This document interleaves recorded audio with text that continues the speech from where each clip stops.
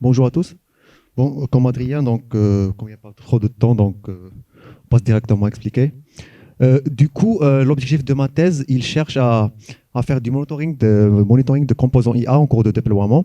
C'est-à-dire que pour surveiller, en fait, si jamais ce composant IA, il dévie de son comportement attendu ou sécurisé. Je donne un exemple. Imaginons que, par exemple, on a un réseau de neurones qui fait la prédiction de time series. Et du coup, bah, on va déployer en parallèle de ce réseau de neurones un composant qui va prédire des régions. Donc, le cas où notre prédiction avec le réseau de neurones n'est pas dans cette région-là, on dit que c'est une anomalie ou que ça ne doit pas être le cas. Donc là, on supervise la performance de ce composant. Ou par exemple, dans le cas de voitures, par exemple, autonomes, du coup, il y a des composants IA qui sont responsables de la direction, de la vitesse. Du coup, par exemple, à partir d'une situation donnée, par exemple, comme dans cette image,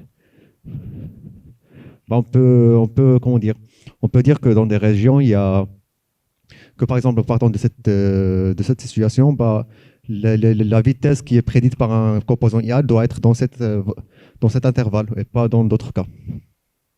Et du coup, ce qu'on fait nous, c'est qu'en se basant, par exemple, on utilise ce qu'on appelle les envelope-based models, c'est qu'en se basant sur des états passés, par exemple, imaginons qu'en parallèle d'une time series notée ici L, on avait avant L-1 time series qui ont le même comportement, c'est-à-dire qu'ils sont tirés de la même distribution, et qu'on voit par exemple que à chaque fois, genre, en arrivant à l'instant T, on a toujours YT plus 1 moins Y de T, et ne dépasse par exemple jamais 3.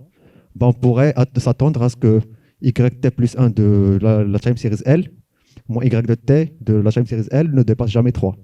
Et c'est comme ça qu'on essaie de construire certains intervalles, c'est juste un exemple. Donc là, ce qu'on appelle la reachability analysis, c'est le moyen comment on fait ça, c'est qu'on essaie de déterminer les états futurs d'un système à partir des états initiaux. Donc, mathématiquement, si on a par exemple un ensemble d'états initiaux I, et on a la fonction f, donc on essaie de retrouver s qui s'écrit de cette façon-là.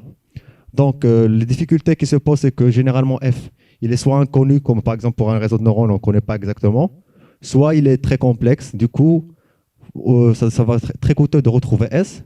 Du coup, on cherche plutôt à avoir une approximation s qui va capturer une grande partie de la masse de s. Donc, on cherche un s chapeau qui va capturer une grosse partie de la masse de s. C'est par exemple le cas dans cette image. Mais par exemple, ici, c'est pas toujours. I et S sont pas toujours dans le même espace. I, par exemple, ça peut être une dimension temporelle, et S, ça peut être, comme par exemple, avant, c'était une vitesse ou quoi que ce soit.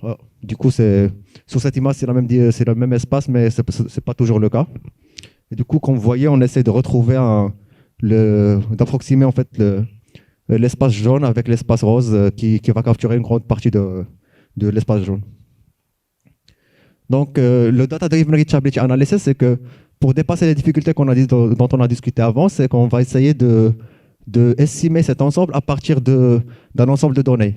Donc, si le modèle, par exemple, on l'a déjà, et du coup, on va, comment dire, par exemple, le cas de la voiture ou d'un réseau de neurones, on peut, par exemple, à partir d'un état initial, on lance des expériences et on obtient des points. À partir de ces points, donc de ces simulations numériques, on peut essayer d'approximer de l'ensemble avec ces points-là.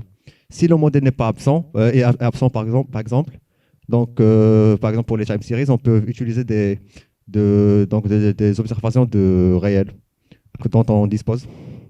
Et du coup, par exemple, cette image-là, on a vu que on a lancé des expériences, ils sont regroupés tous dans 4 carrés, donc c'est entre 1 et 3 et moins 1, moins 3. Et du coup, là, c'est avec un autre algorithme, il a dit que juste à partir de ces points-là, que la prédiction doit toujours être dans cet espace-là, juste à partir de ces points, sans connaître exactement le modèle. Du coup, pour les contributions, on a développé un algorithme qui permet de faire ça. Et donc, avec des garanties théoriques. Et donc, la première garantie, c'est que on dit qu'en fait, juste en ayant un nombre n de simulations numériques, et qu'on peut construire une telle région, et elle va capturer une masse plus grande que cette expression-là, qui dépend de n, avec une confiance de 1 moins 2 delta. C'est-à-dire qu'avec une confiance de 1 moins 2 delta, notre région va capturer une masse qui est plus grande que exponentielle log delta sur n. Et la deuxième contribution qui est aussi intéressante, c'est que même dans le cas, si on a par exemple d'un ensemble, comme on a dit, en fait, si le modèle il n'est pas connu, et du coup, on va utiliser des simulations, plutôt des datas qui sont réelles, donc ce qu'on a vu ici, donc Real Life Observations, bah, en fait, ils peuvent contenir des outliers.